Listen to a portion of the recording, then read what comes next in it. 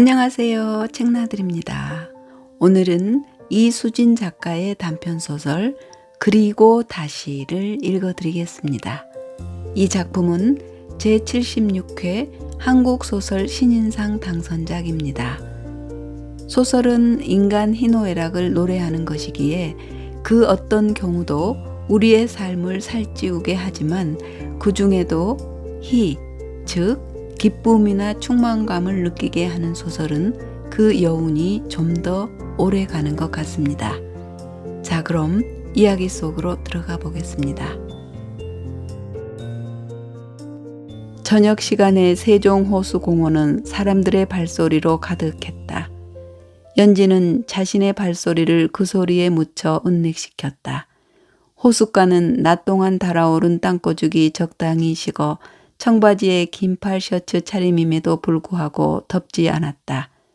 좋은 날이다. 근데 뭘 하기 좋은 날이지? 연지는 생각하며 발을 옮겼다.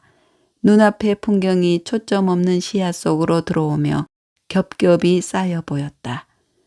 퇴근길에 일부러 호수공원 쪽으로 나온 그녀였다. 평소 이 시각이라면 시장 구석을 맴돌면서 반찬거리나 찾고 있을 터였지만 오늘은 바람소리, 새소리를 들으며 공원 산책로를 걷고 있었다.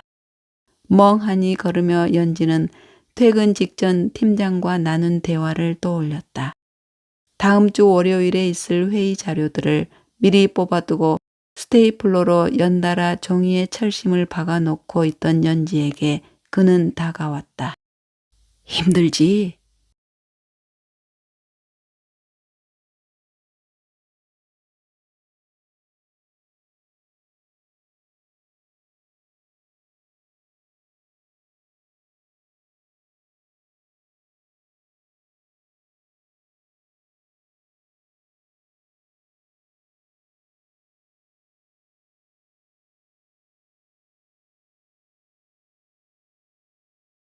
그러자 팀장은 그녀를 향해 눈을 가늘게 떠보였다. 에이, 아니면서. 힘든 걸 알고 있으면 왜 물어보냐고 쏘아붙이고 싶은 심정이었지만 연지는 애꿎은 스테이플러만 철컥철컥 눌러댔다. 대꾸 없는 연지를 보며 팀장은 그녀 자리에 파티션을 손바닥으로 가볍게 2번 툭툭 쳤다. 버텨. 끝까지 버티는 사람이 이기는 거야. 그 말을 남기고 팀장은 자리를 떠났다. 연지는 그 모습을 보다 의자에 등을 기댔다. 책상 위에 종이 뭉치가 두껍게 쌓여 있었다. 버티라는 그의 말은 퇴근 후에도 가슴 속에 무겁게 남아 산책로를 걷는 연지의 발걸음까지 버겁게 만들고 있었다. 언제까지 버텨야 하는지 정확한 날짜가 없는 그 말은 애매모호하기 짝이 없어 위로도 격려도 되지 못한다고 생각했다. 수도 없이 들어본 말이었다. 모두가 입을 모아 좋은 대학, 좋은 직장만 들어가면 되니까 조금만 버티라고 했고 그 말을 믿은 연지는 맹목적으로 달렸다. 물론 그녀만이 그런 것은 아니었다. 세상 사람 모두 남들이 정해준 성공의 기준에 맞추기 위해 애썼다. 그러나 연지에게 결국 남은 것은 아무것도 없이 공허했다. 그렇기에 버티라는 팀장의 말은 납득하기 어려웠다. 무엇을 위해 버티는 것인지 알 수 없었다. 문득 그녀는 걸음을 멈추고 주변을 쑥 훑었다. 늘 보던 눈에 보이는 모든 것이 낯설게 느껴졌다. 애완견을 안고 오는 여자, 호수를 보며 긴 의자에 앉아 두런두런 이야기하는 노인들, 가방을 메고 빠르게 걷는 청년, 한 손에 든 휴대전화를 보며 걸어오는 단발머리 여자아이, 모자를 깊이 눌러 쓴 중년 여자들, 모두가 6월의 풍경과 잘 어우러져 있고 자신만이 억지로 꿰맞춰진 듯한 느낌을 받았다. 바삐 스쳐 지나가는 사람들을 피해 연지는 빈 의자를 찾아 앉았다. 그리고 한동안 우두커니 먼 산을 바라보았다. 눈앞은 분주하게 움직이고 있었다. 뜨끈미지근한 초여름 저녁의 날씨와 호수 위로 뿜어대는 분수의 물줄기, 그리고 이 모든 것을 배경 삼아 무대인 것처럼 거침없이 아스팔트 위를 걷는 사람들은 연지에게 말해주는 듯 했다. 넌 여기에 속하지 않는다고. 잠시 먼 곳을 응시하던 연지는 드디어 떠올렸다. 그래, 오늘은 내 삶을 정리하기 좋은 날이다. 여름의 소나기처럼 갑작스레 그 생각은 찾아왔다. 빈틈없이 맞춰진 퍼즐 같은 세상 속에서 자신만이 어디에도 낄 데 없이 퍼즐 판 위를 부유하고 있는 것 같았던 연지는 지금껏 느끼지 못한 해방감을 느꼈다. 물 흐르듯 휴대전화를 꺼냈다. 거기엔 아직 미처 정리하지 못한 재현의 사진이 배경화면으로 떠올랐다. 그리고 애써 확인하지 않고 있던 엄마의 메시지는 끈질기게도 화면에 남아 있었다. 이번 달 생활비가 조금 부족해. 미안하지만 50만 원만 더 보내줄 수 있겠니? 지긋지긋하다. 이젠 다 끝내버리자. 그 생각이 든 순간 운명처럼 언젠가 재현과 함께 갔던 거제 여행지에서 본 부두가 떠올랐다. 그리고 부두 입구에 버려져 있던 녹슨 자전거까지. 수평선을 향해 곧게 뻗어 있는 부두와 더 이상 달릴 수 없는 자전거. 연지는 그곳을 자신의 종착지로 정해야겠다고 마음먹었다. 잠시 눈을 감고 생각한 그녀는 곧 다시 휴대전화를 열고 검색창에서 버스 시간표를 찾았다. 역시나 세종에서 출발하는 버스표는 많지 않았다. 가까운 대전으로 검색하자 꽤 많은 심야버스가 있었다. 연지는 바로 대전터미널을 목적지로 찍고 콜택시를 불렀다.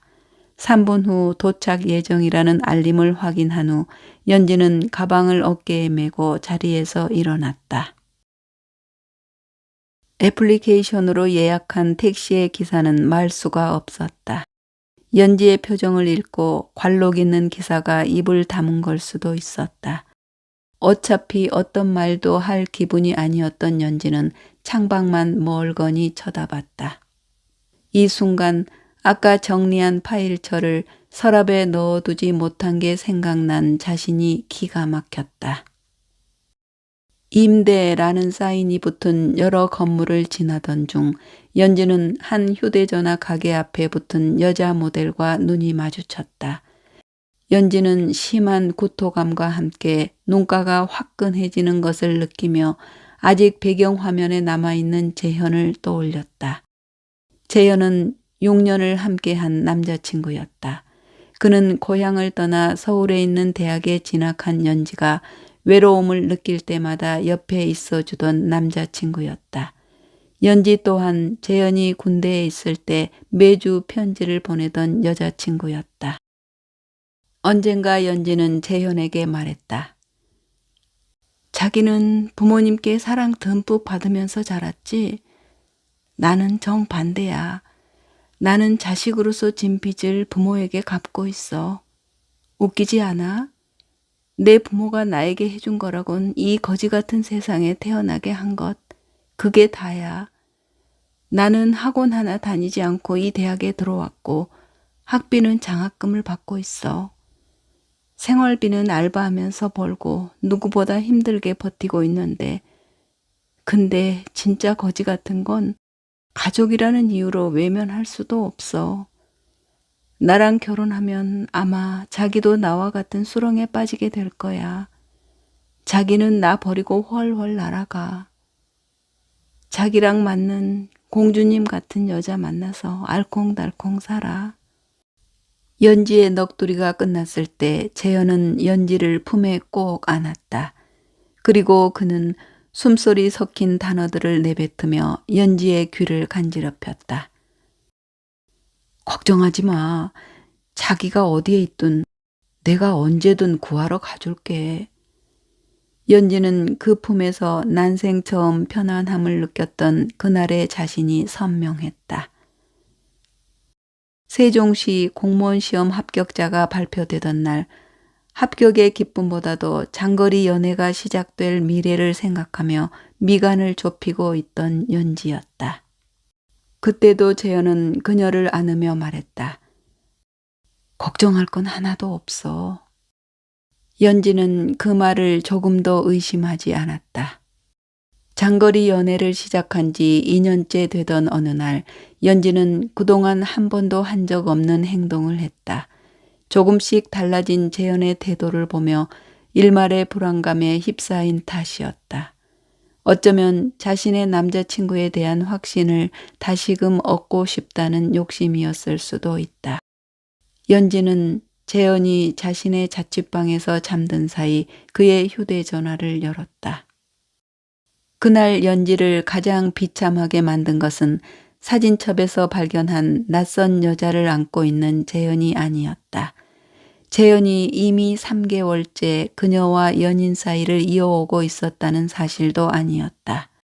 연지를 가장 밑바닥으로 끌고 간 것은 수백 건이 넘는 그 여자의 메시지 중 단 하나였다. 엄마 아빠랑 같이 백화점에 왔어. 취업 기념으로 맛있는 거 먹고 가방 하나 사기로 했거든. 떨리는 손가락으로 재현의 휴대전화를 살피던 연지는 그 메시지를 보고 더 이상 찾는 것을 멈췄다. 그리고 조명조차 켜지 않는 화장실 변기 위에 앉아 소리 죽여 울었다. 잠든 재현의 얼굴을 들여다보며 밤을 새운 연지는 믿고 싶었다. 이것이 단지 한순간의 방황일 뿐이고 재현이 진심으로 사랑하는 것은 자신일 것이라고. 그러나 다음날 아침 브런치 카페에서 사실을 묻는 연지의 불안한 눈을 똑바로 바라보며 재현은 말했다. 맞아. 이제 그만 너랑은 정리하고 싶어. 연지가 뭐라고 말하기도 전에 재현은 연지에게 현실을 들이밀었다. 너도 내 상황은 좀 어렵다고 생각하잖아. 연지는 자신의 가장 큰 약점을 쥐고 이별을 고하는 재현을 탓할 수도 없었다.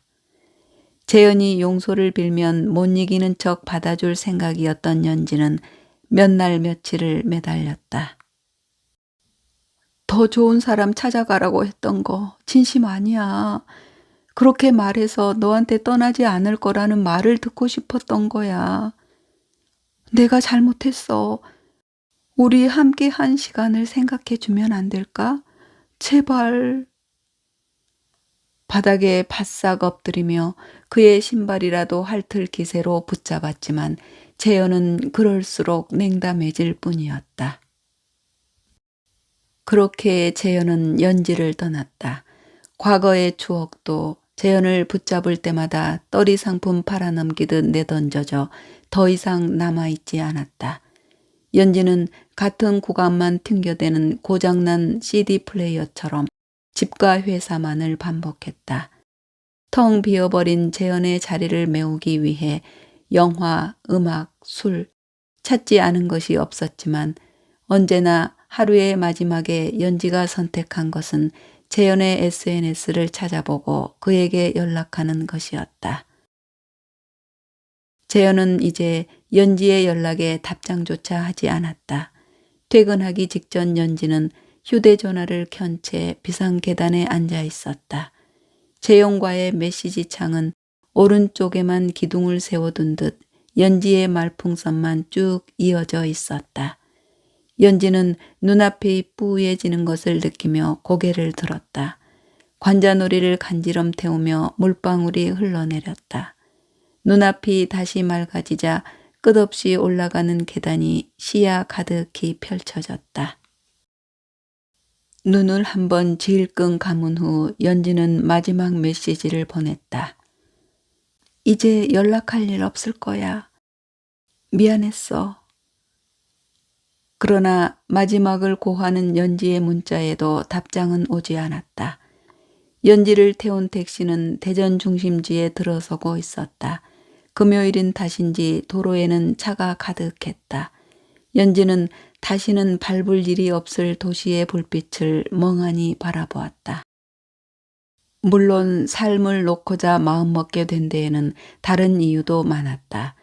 끝이 없는 가족의 뒷바라지, 타성화된 직장생활, 낭만이라고는 없는 이 사회, 버팀목이었던 재혼과의 이별까지 모든 것이 연지를 궁지에 몰아넣고 비웃고 있었다. 아직도 꿈을 꾸고 있는 거야? 라며 연지는 전의를 상실했다. 이제 어떻게 되어도 좋아. 이럴 줄 알았다며 비웃으려면 비웃으라지. 밝은 빛을 뿜어내는 터미널 건물 앞에서 연지는 보란듯이 택시 문을 텅 하고 닫았다. 터미널에 도착했을 때 시간은 이미 8시 반이었다. 거제로 가는 마지막 버스가 10시 10분에 남아 있었다. 연지는 무인 예매기에서 티켓을 출력한 후 대합실을 한번 훑었다. 그리곤 심혈을 기울여 사람들과 가장 맞닿지 않을 만한 의자를 골라 털썩 앉았다. 터미널 안은 그럭저럭 차 있었다. 어디 멀리라도 떠나는 듯이 커다란 캐리어를 끼고 있는 한 남자가 전화로 연신 무언가를 말하는 게 보였다. 연지는 그 남자의 캐리어를 바라보았다. 커다랗긴 하지만 인생을 다 담을 정도의 크기인지 생각했다. 혹은 반대로 저 정도 크기의 가방이 과연 필요한 것인지도 짐작해 봤다. 삶을 다 담기엔 너무나도 작아 보이기도 하고 결국 요한한 물질에 불과한 것들을 담기엔 쓸데없이 커 보이는 그 가방을 잃어버릴세라 옆에 꼭 끼고 있는 모습이 우스웠다. 연지는 자신의 에코백을 내려다봤다. 책 한 권, 필기구 몇 개, 지갑, 립스틱 하나가 들어있는 가방은 단출했지만 자신이 이 세상을 떠난 후 이리저리 표류할 것을 생각하면 마음이 언짢았다. 가방의 처리를 고민하고 있던 중 누군가가 연지의 어깨를 두드렸다. 명호가. 화들짝 놀라 옆을 돌아보자 한 노인이 거기에 서 있었다. 그는 중절모에 잘 다려진 마 소재의 셔츠와 바지를 입고 연지를 향해 인자한 미소를 짓고 있었다. 사람을 잘못 봤다고 생각한 연지는 고개를 돌렸다. 그러자 노인은 다시금 연지의 어깨를 쳤다. 우리 명옥이 많이 기다렸니? 많이 더웠지? 인자 집에 가자. 사람 잘못 보신 것 같아요. 그렇게 말하려던 연지의 눈에 노인의 목에 걸린 명찰이 보였다. 명찰에는 큼지막하게 명조체로 간곡한 부탁의 말과 함께 전화번호가 하나 적혀 있었다. 이름 송연철. 저희 할아버지는 치매를 앓고 있습니다. 혹시 혼자 계신 모습을 보시면 아래의 번호로 전화해 주시기 바랍니다. 감사합니다. 노인은 여전히 연지를 보며 미소를 띠고 있었다. 곧이어 그는 연지의 옆자리에 풀썩 앉았다. 아, 예. 연지는 어색하게 고개를 꾸벅이곤 명찰에 적혀있는 전화번호를 휴대전화 액정에 꾹꾹 입력했다. 잠시만 여기서 기다리세요. 연지는 노인이 다른 곳으로 가지 못하게끔 그의 무릎팍을 지그시 눌렀다. 뚜루루 뚜루루. 몇 번의 신호음이 울리지도 않았을 때 한 남자가 다급한 목소리로 전화를 받았다. 여보세요. 송연철 씨 보호자분 되시나요? 연지는 상대방에게 걱정할 것 하나 없다는 것을 암시해 주고자 최대한 부드럽게 말을 건넸다. 여기는 대전 복합터미널 서관 대합실이에요. 할아버지 분은 아무 탈 없이 의자에 앉아 계세요. 상대방 남자는 연신 고맙다는 인사를 하며 도착하려면 15분에서 20분 정도 걸릴 텐데 그때까지 할아버지가 다른 곳에 가지 않도록 붙잡아 줄 수 있냐고 부탁했다. 시계를 보니 아직 8시 50분이었다. 연지는 알았다고 대답한 후 전화를 끊었다. 연지는 옆자리에 앉아있는 노인의 얼굴을 살폈다. 그는 시종일관 즐거운 표정이었다. 계속해서 연지를 명옥이라고 부르며 살갑게 굴기도 하고 짐짓 무서운 표정을 지어 보이기도 했다. 이놈! 하며 장난을 치는 노인의 얼굴에는 애정이 가득 묻어 있었다. 연지는 명옥이란 사람이 도대체 이 노인에게 있어 어떤 존재인지 궁금해졌다. 할아버지, 내가 누구예요? 우리 명옥이지. 노인은 인자한 웃음을 지어 보이며 연지의 머리를 쓰다듬었다. 아내인지 딸인지 알고 싶었던 연지가 바란 대답은 아니었다. 그러나 거칠거칠한 노인의 손바닥을 통해 느껴지는 온기가 따뜻했다. 순간 연지는 자신이 명옥이 아니란 것을 알면서도 눈물이 나올 것 같았다. 기억을 잃어가는 와중에도 끈질기게 형태를 유지하고 있는 누군가의 사랑이 부러웠다. 연지는 입술을 꽉 물었다. 갑작스럽게 심한 기침을 내뱉는 노인을 보며 연지는 당황하며 그의 등을 두드렸다. 괜찮으세요? 그러나 노인은 대답도 못하고 계속해서 콜록거리기만 했다. 물이라도 드셔야 할 텐데. 주변을 둘러보니 편의점이 눈에 들어왔다. 연지는 한 손으로 입을 가리고 기침하는 노인의 다른 쪽 손을 붙잡고 편의점으로 향했다. 할아버지, 힘드시겠지만 잠시만 참으세요. 물 마시면 좀 나아지실 거예요. 버석버석한 노인의 손이 느껴졌다. 연지는 자신이 왜 이렇게까지 노인에게 신경 쓰고 관심을 두는지 알 수 없었다. 주머니 속에 들어있는 거제행 10시 10분 티켓이 다시금 떠올랐다. 주머니 속에 잘 있는지 궁금했지만 확인하지 않은 채 편의점 문을 열었다. 냉장고에서 방금 꺼낸 차가운 물병을 카운터에 내려놓으며 연지는 가방에서 지갑을 꺼내 카드를 내밀었다. 띡!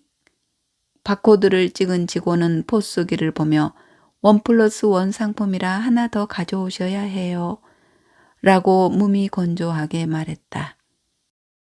괜찮다고 말하려던 연지는 어쩌면 노인에게 물이 많이 필요할지도 모른다는 생각이 들어 급하게 한 병을 더 가져왔다. 결제를 마친 카드를 지갑에 넣고 바로 뚜껑을 따서 노인에게 물을 건네는 연지의 눈에 노인이 보이지 않았다. 노인은 편의점 문을 열고 나가고 있는 중이었다. 연지는 마음대로 행동하는 노인을 보며 순간 맥이 빠졌다. 쓸데없는 오지랖을 부려서 귀찮은 일에 휘말릴 수도 있겠다는 생각에 후회스러웠지만 이제 와서 돌이킬 수도 없는 일이었다. 연지는 노인을 잡으러 갈 의욕도 없이 슬근슬근 그의 뒤를 따라 걸었다. 연지가 따라오고 말건 노인은 다시 대합실 의자에 앉았다.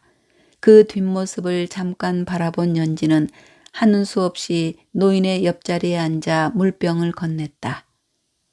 좀 마시세요. 기침 심하게 하시던데. 노인은 물을 마시는 방법조차 잊은 사람처럼 물병을 든 연지의 손을 가만히 쳐다보았다. 그리곤 또다시 명옥을 찾았다. 명옥이가 올 때가 됐는데. 명옥이가 누군데요? 연지의 질문에 노인은 잠시 생각에 잠긴 듯 했다. 그리고 물병을 받아들고 한 모금 두 모금 조금씩 목을 죽였다. 내 막내딸이요.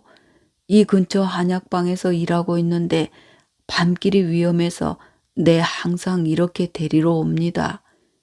벌써 깜깜한데 왜 아직 안 오누? 노인은 걱정 한가득한 얼굴로 버스가 오가는 승차장을 바라보았다. 문을 주시하며 들어가고 나가는 사람들의 얼굴을 찬찬히 살피고 있었다. 연지는 의자 등받이에 등을 기댔다. 커다란 디지털 시계가 8시 59분 57초를 알리고 있었다. 깜빡이며 흘러가는 초를 세며 연지는 주머니 속 티켓을 만져보았다. 종이의 가장자리가 연지의 손가락 끝에 베일 듯 날카롭게 만져졌다. 참 대견하지 않소? 아직 20밖에 안 된 아이가 일을 하고 있는 게 우리 때야 전쟁이다 뭐다 해서 인생이 흘러가라고 하는 대로 살았지만 요즘은 안 그렇지 않소? 기왕 이 좋은 세상에 이 좋은 시기에 태어났으니 하고 싶은 일만 시켜주고 싶은데 못난 부모 만나 고생만 시키는 게 미안할 뿐이요. 남들 다 간다는 대학도 못 보내줬는데 혼자 약방에서 일하면서 집안에 한 푼이라도 더 보탠다는 딸아이요. 그 모습을 보면 기가 막힌다오. 노인의 입꼬리는 희미하게 올라가 있었지만 반쯤 감긴 눈엔 슬픔이 가득해 보였다. 말을 하던 중 노인은 잠시 온정신으로 돌아간 듯 자세는 곧게 고쳐졌고 말투는 또렷해졌다. 따님께 많이 미안하세요? 연지는 자신이 뱉은 미안이라는 단어에 흠칫했지만 질문을 들은 노인은 고개를 푹 숙였다. 그리곤 셔츠와 바지를 뒤적이며 담배가 없네. 나지막하게 말했다. 곧 담배 찾기를 포기한 노인은 다시 허공을 무기력하게 쳐다보았다. 그야 미안하지. 더 좋은 것들을 물려주지 못해서 그 귀한 아이를 고생만 시켜서. 거기까지 말한 노인은 잠시 생각에 잠겼다. 한숨을 한번 길게 쉰 후 말을 이었다. 하지만 이건 어디까지나 내가 부모이기 때문에 느끼는 것일 뿐이요. 미안하단 말을 하면 딸의 인생을 너무나 쉽게 무시하는 처사가 되지 않겠소? 염치 없는 짓이지. 딸애는 아마 자기 나름대로 인생을 살아가는 중일 텐데 어디에 있어도 무엇을 해도 아이는 인생에서 무언가를 배울 것이고 누군가를 만나 사랑도 하고 실패도 해보고 언젠가 가정을 이루고 내가 지금 느끼는 것과 같은 기분을 자기 새끼에게 품겠지요. 살아간다는 게, 살아있다는 게 그런 것 아니겠소? 노인은 거기까지 말한 후 입을 다물었다. 갑자기 달라진 표정으로 주변을 두리번 것으로 보아 아마도 다시 다른 생각에 빠진 것 같았다. 연지는 노인의 옆 얼굴을 쳐다보다 코를 한번 훌쩍였다. 눈물이 흐르기 전에 오른팔 소매자락을 들어 물기를 흡수시켰다. 그리고 주머니 속에서 티켓을 꺼냈다. 거제라고 적혀져 있는 작은 티켓이 연지의 손바닥 위에 올라와 있었다. 연지는 이 땅의 끝자락에 붙어 있는 도시를 떠올렸다. 아니, 이 땅에 붙어 있지도 않은 도시였다. 인간이 인위적으로 다리를 놓아 멋대로 섬이었던 곳을 이어버렸다. 이 도시에 있는 또 다른 끝자락, 부두를 향해 가려던 자신이었다. 끝없이 이어진 수평선이 펼쳐진 광경이 머릿속에 떠올랐다. 합격 발표가 난 지 얼마 안 되어 재영과 함께 떠난 거제 여행이었지만 그날 연지의 기분은 그다지 좋지 않았다. 가는 도중 받은 엄마의 문자 때문이었다. 미안한데 아빠가 허리를 심하게 다쳐서 더 이상 공사장에 나가는 건 어려울 것 같아. 엄마도 열심히 식당 나가고 청소 일도 하면서 벌어보겠지만 혹시 앞으로 조금만 도와줄 수 있을까? 엄마가 정말 미안해. 거제로 내려가는 차 안에서 연지는 몇 번이나 엄마와의 채팅창을 열었다 닫기를 반복했다. 뭐라고 답장해야 할지 도무지 생각나지 않았다. 사회생활을 제대로 시작하기도 전에 가장이 되어버린 자신의 삶이 불쌍하게만 느껴졌다. 연지는 미안하단 말이 2번이나 들어간 그 문자를 읽고 또 읽었다. 미안하면 부탁하질 마. 차마 쓰지 못한 그 말을 마음속으로 외쳤다. 연지는 엄마의 미안해란 말이 그 어떤 말보다도 싫었다. 3글자에 불과한 그 한마디는 엄마에겐 거리낌 없이 부탁할 수 있는 면죄부를 주고 자신에겐 거부할 수 없는 부채감을 지우는 마법의 주문이었다. 전화로 합격 소식을 전했을 때 엄마의 목소리는 담담했다. 열심히 공부하더니 잘 됐다. 정말 축하해, 딸. 호들갑 떨면서 축하해 줄 거란 기대는 하지도 않았지만 엄마의 평소와 다름없는 목소리에 연지는 기운이 쭉 빠졌다. 응, 엄마. 그리고 이번 달은 알바를 많이 못했어. 생활비 평소보단 많이 못 보냈으니까 그렇게 알아둬. 엄마는 다름없는 목소리로 대답했다. 알았어. 미안해, 딸. 대꾸조차 하고 싶지 않아 그대로 전화를 끊어버렸던 연지였다. 거제에 도착해 바다를 바라보면서 연지의 마음은 어지러웠다. 한없이 펼쳐진 수평선과 그 너머에 보이지 않는 바다가 마치 앞으로 자신에게 닥쳐올 고난처럼 보였다. 넓다. 연지는 바다를 보며 나지막이 절망스럽게 말했다. 연지의 혼잣말을 들은 재현은 고개를 끄덕였다. 넓지. 그거 알아? 바다가 지구의 약 70%를 차지하는데 인류는 바다에 대해 알아낸 게 10%도 안 된대. 연지도 들어본 적은 있는 말이었다. 우리가 아는 건 고작 10%. 연지는 그 말을 반복해서 중얼대며 끊임없이 파도가 이는 바다를 바라보았다. 그리고 재현은 옆에서 연지의 손을 꼭 잡았다. 나한텐 우리가 그래. 우리가 아직 서로에 대해 알아낸 건 10%도 안 될 거로 생각해. 앞으로 평생 함께 하면서 우리의 미래를 알아내보자. 그 순간만큼은 연지도 엄마의 문자를 읽고 재현과 마주보고 웃었다. 그러나 연지는 지금 대합실에 거제행 티켓을 들고 혼자 앉아 있다. 결국 10%에 불과하다는 바다의 비밀보다 더 알기 힘든 것은 사람의 마음이었다. 영원을 말하던 재현은 그렇게 떠나갔다. 엄마의 마음도 여전히 알기 힘들었다. 굳이 초면인 노인을 붙잡고 있을 이유를 찾고 있는 자신조차도 이해되지 않았다. 재현의 말과 엄마의 담담한 목소리가 머릿속에서 파도의 잔상과 함께 떠올랐다가 사라졌다. 할아버지! 생각에 빠져있던 연지는 누군가가 낸 커다란 목소리에 놀라 순간적으로 티켓을 구겨 에코백 안에 집어넣어 버렸다.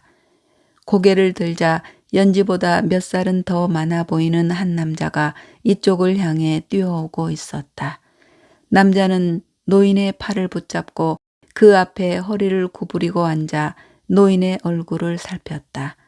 그리고 연지 쪽을 향해 고개를 돌리곤 몇 번이나 감사 인사를 건넸다. 아니요, 괜찮아요. 연지는 어쩐지 자신의 표정이 딱딱하게 굳어지는 것을 느꼈다. 혹시 계시면서 불편한 건 없으셨어요? 어디 가시는 중이셨어요? 남자는 연지에게 무척이나 미안한 듯 계속 물어왔다. 연지는 남자의 눈을 피하며 괜스레 자신의 가방을 쳐다봤다. 예, 그렇긴 한데 버스 시간이 지났어요. 그냥 집에 가려고요. 대합실의 디지털 시계는 9시 10분 43초를 가리키고 있었지만 연지는 거짓말을 했다. 남자가 알 턱이 없음에도 연지는 갑자기 몹시 부끄러워졌다. 그러나 연지의 마음을 알 리 없는 남자는 더욱 미안한 표정을 지었다. 어쩌죠? 정말 죄송해요. 대신 제가 댁까지 모셔다 드릴게요. 어디 사세요? 연지는 손사래를 쳤다. 아니에요. 저희 집은 세종이라 멀어요. 여기서 버스 타고 가면 되니까 신경 쓰지 마세요. 그러나 남자도 쉽게 물러설 기세가 아니었다. 그러면 제가 너무 죄송하잖아요. 불편하시면 비슷한 곳에라도 내려드릴게요. 제발 부탁드려요. 죽는 신용이라도 하는 것처럼 미안한 표정을 짓는 남자의 얼굴을 쳐다보다 연지는 주저주저 그의 제안을 받아들였다. 그럼 세종호수공원 제2주차장 앞에서 내려주세요. 연지의 말에 남자는 활짝 웃어 보이며 말했다. 네, 감사합니다. 감사의 말을 건네는 남자의 얼굴을 보며 연지는 생각했다. 차를 얻어 타는 건 나인데 왜 그쪽이 고마워해요? 그러나 입 밖으로 내지는 않은 채 조용히 남자와 노인의 뒤를 따라 걸어갔다. 노인을 먼저 집에 바래다 준 후 남자는 내비게이션에 세종호수공원 제2주차장을 입력했다. 차 안에서 남자는 자신의 이름을 지현수라고 소개했다. 31살의 K건설회사 홍보부에서 일하고 있다는 그는 주눅들지 않는 자신감과 시원시원한 말투를 가지고 있었다. 명옥은 그의 어머니이고 현재 노인과 함께 셋이 살고 있다고 했다. 이름을 묻는 그에게 마지못해 김현지요 라고 짧게 대답했다. 그런데 어디 가던 중이셨어요? 세종에서 대전까지 와서 버스 탈 정도면 꽤 중요한 약속이었던 거 아니에요? 현수의 질문에 연지는 잠시 대답할 거리를 찾지 못해 망설였다. 그다지 중요한 건 아니었어요. 바로 취소하고 집에 갈 정도였으니까요. 대수롭지 않다는 연지의 말에도 현수는 한 번 더 사과했다. 그래도 저희 때문에 못 가시게 돼서 죄송해요. 자주 있진 않은데 이런 일이 가끔 있어요. 아니에요. 연지는 잠시 뜸들이다 우물쭈물 물었다. 힘들진 않으세요? 이렇게 할아버지 돌보시는 거. 조금은 무례한 질문일 수도 있다고 생각했지만 현수는 여전히 유쾌하게 웃어 보이며 말했다. 괜찮아요. 주로 어머니가 돌보시고 저는 가끔 도와드리는 정도인데요, 뭐. 이 정도는 아무렇지 않다는 듯이 웃어 넘기는 현수를 보며 연지는 다시 울컥했다. 평생을 공사장에서 막일꾼으로 일하다 불구가 되어 몇 년째 누워있는 아빠. 먹고 살겠다고 아빠의 병시중을 들며 식당 설거지와 건물 청소 일을 전전하는 엄마. 악착같이 삶을 이어가는 그들이 애잔해 무시하지 못하고 사랑하는 이마저 떠나보낸 자신. 연지는 자신의 처지를 누구에게라도 이해받고 싶었다. 그게 어떻게 안 힘드세요? 네? 연지는 쏟아져 나오는 눈물을 참지 않았다. 흐르는 눈물을 닦을 의지도 없이 흘려보냈다. 그리고 토해내듯 뱉어냈다. 저는 너무 힘들던데요. 그냥 모든 게 다요. 가족이란 이유로 나한테 기대는 것도 힘들고 사람이란 믿기 힘든 존재들 사이에서 살아가는 것도 힘들고 다 힘들어요. 사실은요, 죽고 싶었어요. 멀리 떠나고 싶었어요. 이젠 더 이상 미래가 보이지 않았거든요. 아니, 보이는 미래라곤 죄다 절망적이기만 해요. 더 이상 왜 살아가야 하는지 모르겠어요. 근데 아마 죽을 용기도 없었나 봐요. 버스 시간은 사실 10시 10분이었어요. 1시간이나 남아 있었는데 시간이 지났다고 거짓말했어요. 죽을 수도 없는 제가 바보 같아요. 그래서 더 암울해요. 흐느낌 속에 뭉개지는 단어들을 힘겹게 하나하나 뱉어낸 연지는 가슴속으로부터 끓어오르는 슬픔을 끌어안고 울었다. 소리를 내 울면 울수록 목이 찢어지는 듯한 아픔이 느껴졌다. 달리는 차창 밖으로 가로등 불빛이 전멸등처럼 밝아졌다 어두워지기를 반복하며 연지의 얼굴을 비췄다. 현수는 말없이 운전하며 정면을 바라보고 있었다.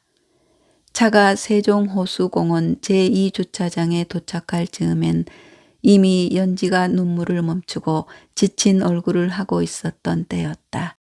현수는 여전히 씩씩한 목소리로 도착했습니다. 라고 말한 후 안전벨트를 풀었다. 고맙습니다. 연지는 민망함과 미안함이 섞인 얼굴로 차에서 내렸다. 벌써 밤꽃이 피는 시즌이네요. 연지를 따라 차에서 나온 현수가 말을 걸었다. 그의 말에 연지는 주변을 쑥 훑었다. 저 멀리서 커다란 밤나무 위에 하얀 안개 같은 밤꽃이 피어 있는 게 보였다. 밤꽃은 꽃 같지 않고 저 세상으로 손짓하는 마녀의 손가락이 붙어 있는 것 같아. 언젠가 밤꽃 냄새에 대해 불평하는 재현에게 맞춰 밤꽃 모양새를 트집 잡던 게 떠올랐다. 그거 알아요?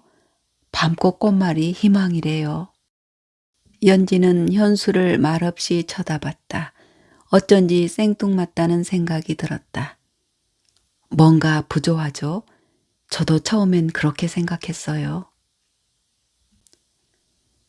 연지가 보고 있는 밤나무를 현수도 바라봤다.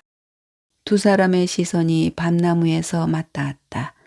아까보다 신선해진 밤바람이 둘 사이에 불어왔다. 근데 잘 생각해보면 딱 맞는 것 같기도 해요. 지금은 모두가 냄새와 생김새를 보면서 기피하지만 언젠간 밤이란 결실을 만들어 사람들에게 보란 듯이 보여주잖아요. 현수는 연지에게로 시선을 돌렸다. 연지도 현수의 눈을 잠시 쳐다보다가 고개를 떨궜다. 그런가요? 자신 없이 내뱉는 연지의 말에 현수가 대답했다. 그럼요. 단단한 현수의 목소리는 흔들림이 없었다. 저는 밤에 여기 와보는 게 처음이에요. 날도 좋은데 잠깐 벤치에 앉았다 가실래요? 현수는 연지의 대답을 기다리지 않고 벤치에 앉았다. 연지는 잠시 고민하다 두 뼘 정도 사이를 두고 엉덩이를 걸쳤다. 고개를 살짝 들어 시선을 위로 두었다. 짙은 남색의 하늘을 채운 주황빛 가로등이 따뜻해 보였다. 저도 사실 힘들어요. 할아버지랑 같이 사는 거. 현수는 정막 속에 물러진 고백을 해왔다. 연지는 잠자코 그의 말을 들었다. 왜 안 힘들겠어요. 처음엔 치매 걸린 할아버지를 모시겠다는 엄마한테 화를 내보기도 했고요. 그래봤자 달라지는 건 하나도 없는데 부질없었죠. 하하. 현수는 웃었다. 이런 말을 하는 건 제 상황이 연지 씨보다 힘들다고 생각해서 말하는 건 절대 아니에요. 우리는 어쩔 수 없이 내 아픔밖에 볼 수 없는 인간이잖아요. 연지는 고개를 끄덕였다. 현수의 목소리와 겹쳐 엄마의 담담한 미안해가 들리는 것 같았다. 그럼 힘들 땐 어떻게 버티세요? 연지가 물었다. 어휴, 버틴다고 버텨지나요? 그냥 내일이 있으니까 사는 거죠. 현수는 고개를 절레절레 흔들었다. 참, 내일은 뭐 할 생각이세요? 내일... 연지는 다른 단어들과 전혀 다른 울림으로 전해오는 그 단어를 곱씹었다. 바다라도 보러 다녀올까 봐요. 연지는 가방 속 구겨진 티켓을 떠올렸다. 바다? 오, 좋네요. 현수는 말했다. 희미한 밤꽃 냄새를 담은 바람이 불어왔다. 네, 이야기는 여기까지인데요. 밤꽃의 꽃말이 희망이었네요. 그러니까 밤꽃 냄새 담은 바람에서 밤꽃은 중의적 표현이었군요. 소설을 다 읽고 나니 괜스레 마음이 살랑살랑 기분이 좋아집니다. 왜냐하면 더 좋은 짝을 만났으니까요. 할아버지를 그토록 극진히 보살피는 청년이라면 인성은 더할 나위 없겠다 싶기도 하고요.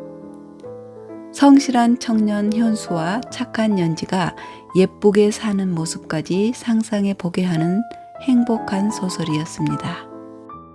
문득 양광모 시인의 꽃이라는 시에서 한 구절이 생각납니다.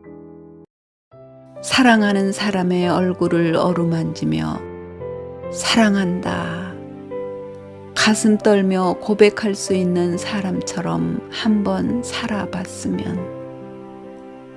꽃처럼 살고 싶다는 저 마음 어여쁜 사람처럼 살아봤으면.